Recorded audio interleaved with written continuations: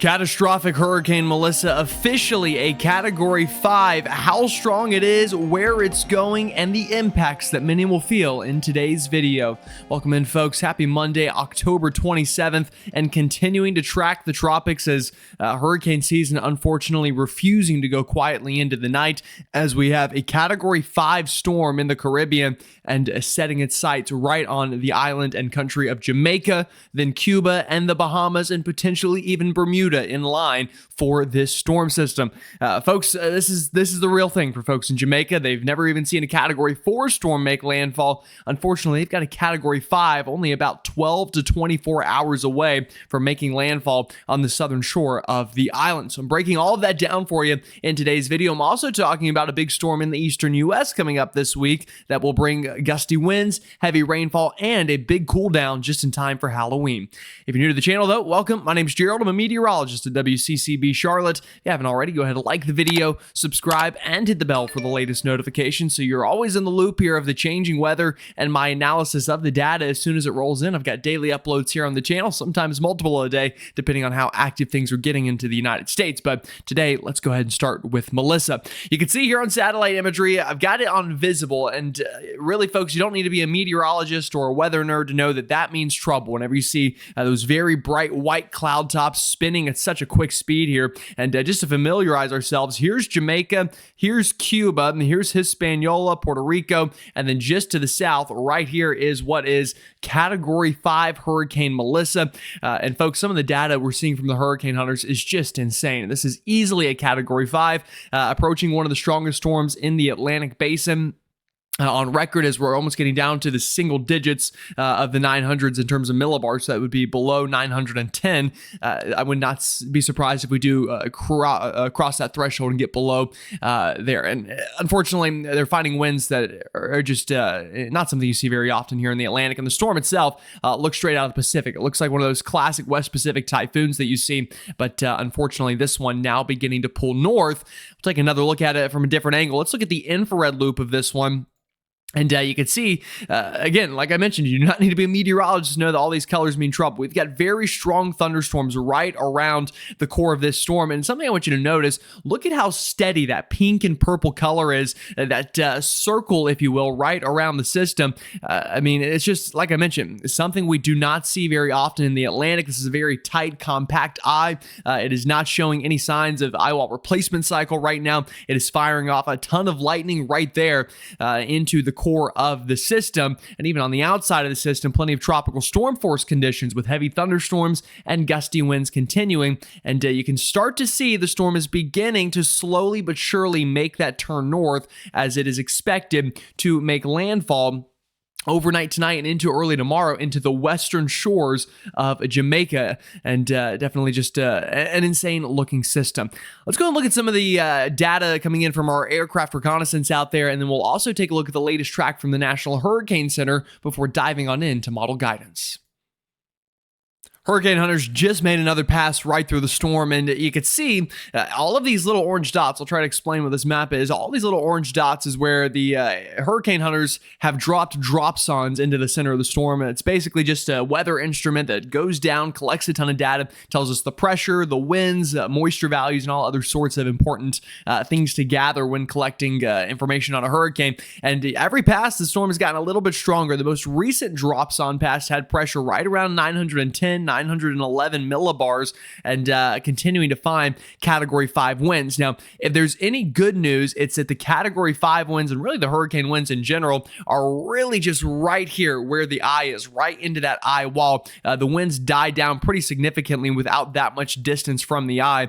So that is some good news. However, obviously, wherever that center of the storm goes, where the eye wall is, there's going to be catastrophic wind impacts, surge impacts, and then not even to mention all of the freshwater flooding and landslides that we're already beginning to see in Jamaica from excessive rainfall from this system due to just how slow it's moving. You can see that slow movement by these dropsondes. I mean, the planes, they've got a good bit of time between passes, and the storm just really not moving much. You can also, though, note that we're starting to see that turn north just due to where they are dropping those weather instruments into the storm. Another way to look at it is this chart. I know it might look like a lot, but I'll try to explain it for you, and I'll refresh it to make sure that we have the latest data as well.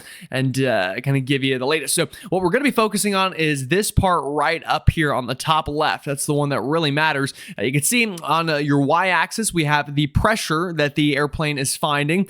We also have on the other side of the y-axis the wind speed in knots. Now, the red line is the MSLP, or the pressure, and then the blue line is the wind. So you could see in the latest pass right here, right on the right-hand side, the closest in time that we are on the graph, the pressure was found to be right around 905 to 910 millibars, at least at flight level. Now, we'll add a couple to, take into the account that obviously the plane's not at the surface of the sea, so the storm's still strong, still Category 5, and flight level winds, at least in this part of the eye wall, they flew through right around 150 knots. The last pass, though, saw flight level winds near 160, 165 knots.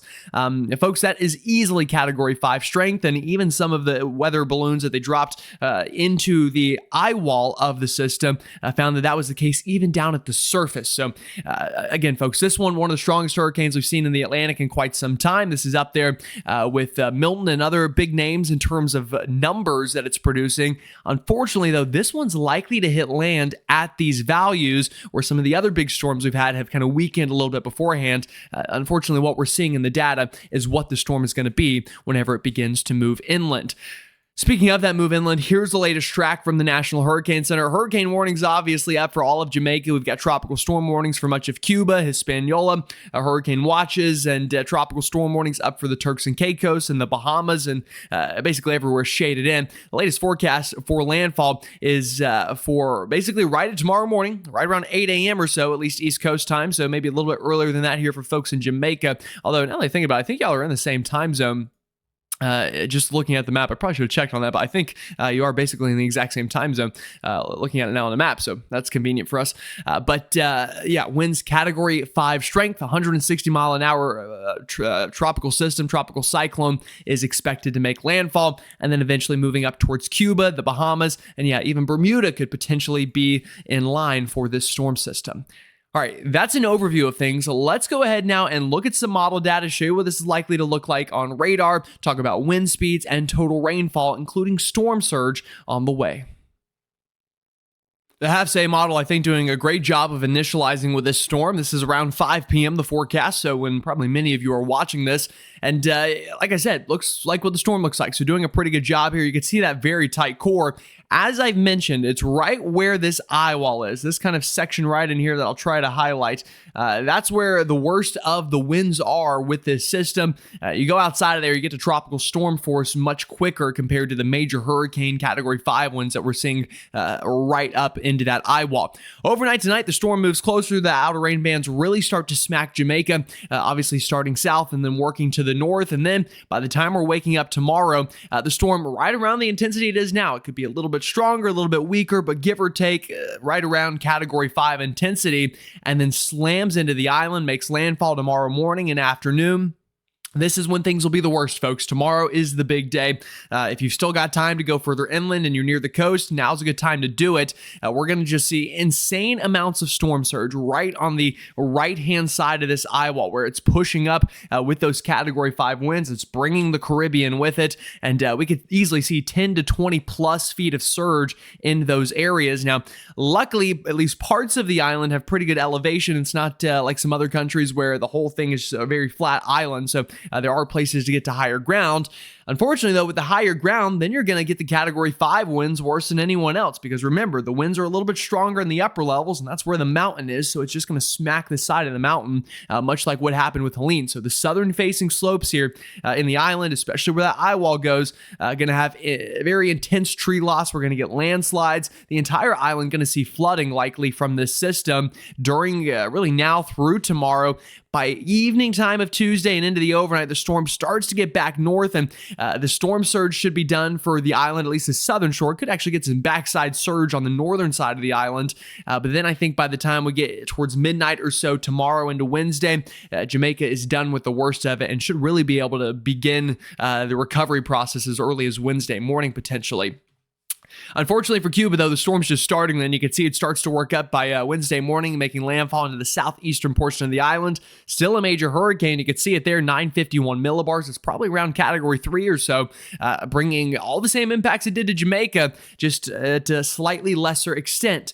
The good news for Cuba and the Bahamas is the storm gets picked up by a trough and starts to move much quicker at this point. By the time it gets to the Bahamas, more of a category 2 storm likely. This would be by Wednesday night into the islands just north of the Turks and Caicos here, and then crosses the Bahamas and back into the open Atlantic, and then you keep going. And this model by Friday gets a storm right over Bermuda as well. Here's Bermuda, gets it literally into the eye of the storm. So you folks there also could see gusty winds, heavy rain, and a little bit of surge as well in coastal flooding. I definitely could be a concern here with this one. And then by the time we get towards this coming weekend, we're all done with Melissa and hopefully all done with hurricane season. All right, let me show you one more model and talk about the winds here. And then we'll go ahead and also dive into those rainfall impacts as well. And then talk about the active weather back home. I know I verbalized it a little bit, but let me show you as well on a map what I mean when I say the winds are going to be very compact where the worst of it is. Here we go. By tomorrow morning when the storm's making landfall, you could be into eastern Jamaica and really just be getting a gusty, breezy day. However, if you're here towards western Jamaica, right where the storm moves in, right where that eye wall is, catastrophic winds will be working in. Like I said, easily category 5 wind gusts, especially if you're up in terrain and on those southern facing slopes, you're really going to get smacked by the wind here. It's the same wind that's going to really bring the surge as well. Here's tomorrow afternoon, the worst of it for many of you here into the island, especially the central and western portion of the island. Obviously, if you're on the southern shoreline, that'll really be where the peak of the damage unfortunately occurs here. Continues to cross the island weekends due to terrain here, but still a breezy evening, even more than breezy, very windy, obviously, for a lot of folks here. By the time we get to the afternoon and overnight of Tuesday, actually the northern shoreline going to get another boost of some stronger winds and even some surge. As you can see here, the wind vector is bringing water once again inland here, so this kind of section of the coast could get some increased storm surge and coastal flooding right around that time. And then I think for Jamaica, as I mentioned, you're waking up Wednesday and the winds are really gone. Even most of the rain is gone and we can start the cleanup process. But then Cuba getting in on the winds and obviously a very breezy system here into the Bahamas as well by overnight Wednesday. Definitely a hurricane. You know, we're going to see category 1, category 2 winds. So strong winds and then potentially even up into Bermuda, getting strong winds with this one as well. Let me show you the rainfall part because that's another thing to be very mindful of with this system. Obviously, whenever you hear category 5, the first thing you think of is wind and surge. We've talked about that. But freshwater flooding as well, going to be a very real concern. Could still see isolated spots of more than 30 inches of rain into the island. Folks, landslides is still going to be a very big concern. Flash flooding, obviously going to be a big concern with this. Unfortunately, Melissa really is bringing it all to the island. This is not just a wind event. It's not just a storm surge event. It's not just coastal flooding. It's not just freshwater flooding. It's everything together with this storm. So I think easily going to go down in the history books as the most impactful storm in Jamaican history, at least in the modern records that we have kept. And, you know, don't sleep on it, like I said, in southeastern Cuba or into the Bahamas as well. Going to be breezy, windy, and wet there too with this one. But Jamaica easily going to take the brunt of the impacts. All right, that's Melissa. That's all we've got for Melissa. By the time I'm back tomorrow, the storm likely would have already made landfall. So it's basically now or never to make any last-second preparations or things that you can do before the storm works in. All right, let's talk about what's happening back in the United States. We've got a busy week ahead and Halloween on the way. What is the forecast looking like? Got a pretty busy weather day back home as well. We've got this upper level low spinning right now over Tennessee and Kentucky, starting to phase and transport that energy to the coast. Kind of a classic Miller B storm, honestly, in a sense, because we've got a pretty good subtropical stream here of moisture up into the Carolinas over classic cold air damming thanks to high pressure to the north. Again, pretty classic setup here for almost a winter storm. However, it's October, so not quite. But if this were a January system, we were just probably talking about some pretty good icing and snow into the higher terrains of the Carolinas and Virginias. But alas, just a very cold, wet October day. Bit of a spooky forecast, if you will, with that system. Another dip of the jet, though, coming. You can see back up into the Rockies. That's going to be that's going to set the stage, I should say, for our bigger storm, I'd say, by Wednesday or so. That one going to be stronger. It's going to have gusty winds, heavy rain for some of us, and then hopefully clearing out just in time for Halloween. But first first, let's take a look at current radar imagery. You can see the rain is definitely falling out there into the Carolinas. It's very just cold, wet, breezy day here in Charlotte. Same thing down towards Columbia, Greenville, Spartanburg. Really all the typical suspects with these sorts of setups getting that just very cold, damp day. Down into Florida, we had a couple tornado warnings last night, actually, near Mobile, and then moving into Florida from Alabama. So that little squall line down there definitely meaning business, as you've had plenty of instability from the Gulf, combined with a lot of wind shear from that upper level system combining quite well for a bit of a severe weather risk last night, but it was very isolated right to the beaches, basically, of the Gulf. And then we have up into the Rockies. There's that next system also producing some rain today into the Dakotas and surrounding areas. But like I mentioned, the big story is going to be what that upper level piece of energy does over the coming days. You can see it here. It's starting up into the Rockies. It dives down south, becomes negatively tilted in nature right around here. You can see whenever a trough is tilted in that negative sense, that means it's really ripe to help surface cyclogenesis happen quite quickly, and that's what we're expecting by Wednesday into Thursday, and then riding up the Appalachia chain, just a lot of upper level lift and diffluence here on the right hand side, helping to, like I said, increase those omega values. Basically, that just means increasing the lift in the atmosphere, helping to increase advection, both cold and warm, and then that feedback loop continues until eventually the upper level system stacking with the surface system, which will happen later on next week, but not before that surface system can get quite strong. Let's take a look at it in the models. I'll show you how strong it's going to get, and then talk about rainfall totals, how breezy the winds can get, and what's after this system. European models showing it quite well. We've already got that current system, like I said, phasing into more of a coastal storm. This is overnight tonight, and still producing some rain and very cold air into the Carolinas and kind of surrounding states there. Here comes the next system, though. Notice low pressure beginning to deepen here, a bit of a longhorn low, as we call them, over Texas, continuing to strengthen, really bombs out a bit. Now, that's a little exaggerative, but still gets quite strong, goes from around 1,010 millibars to sub 1,000 over only about a day or so here. And you can see this is by Wednesday morning and afternoon. Yeah, a very breezy and gusty and wet day here into the Tennessee Valley, the Ohio Valley, and then advecting a lot of lift out in front of it. And a heavy round of rain and wind works into the Carolinas once more by Wednesday afternoon and evening. Like I said, a strong system. So Charlotte, Greensboro, into Blacksburg, Raleigh, Asheville, over towards Knoxville into Western Virginia itself. Expect a very breezy and wet overnight Wednesday here into Thursday, and then riding up into the Northeast by Thursday afternoon. A very wet and windy day for places like Philly, Baltimore, up towards Boston, New York City, Hartford, into New England. Going to get some heavy rain. And notice this atmospheric river of sorts setting up by Thursday afternoon. I'd watch for some flooding here into coastal New England, Long Island, Connecticut, even into the Boston area, New Hampshire, up towards Vermont. Check this out. Down here's Melissa. Look at this atmospheric river actually feeding off the tropical moisture from Melissa as our mid-latitude cyclone pulls up that big slug of moisture. Yeah, watch for some flooding on Thursday up in the Northeast. Would not surprise me at all with that setup. And then by the time we're getting into your Friday afternoon here, notice for most of us, we start to clear out, but cooler and drier air funneling in behind the system. Could still see a couple showers up into New England, but for most of us, Halloween looking very seasonable, even chillier maybe than you would expect, and it just looks like a pretty good time for trick or treating out there for many of us, or at least maybe hopefully if you have kids. Personally, I've probably outgrown trick or treating, probably many of you as well, but point stands. All right, let's go and take a look at the winds now, because like I said, I think it'll be pretty breezy, and then I'll show you the rainfall totals and the temperatures behind this system, and maybe even the chance of some snow coming up over the next 10 days. We'll start down here into the mid-Atlantic, and you can see those breezy winds starting already today with our current system. It's been a bit of a gusty one, gust up near 20, 30 miles an hour. Nothing we can't handle, but definitely blowing the rain around and making it feel cooler than it already is out there in terms of the actual temperature. Then comes the next system, though, and notice it gets even breezier here by overnight Wednesday and Thursday. Check out the mountains of West Virginia and into the high country of North Carolina.